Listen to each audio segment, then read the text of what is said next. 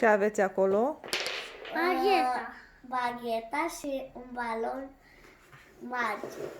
Ce mai am în balon? Apă.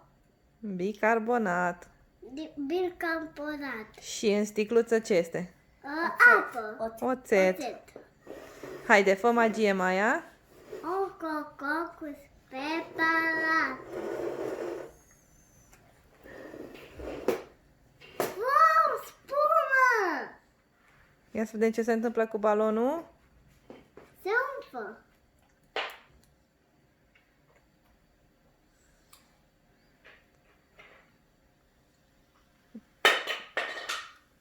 Mamă, ce se umflă balonul. Balonul! Dacă ai făcut o magie, ai văzut? Bagheta e magică. Da.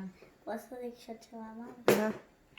Iar aceste lucruri am luat de la mine, că eu, noroc că noi am avut o trusă de magie, fiindcă eu am primit de ziua mea. Da, mami, bravo.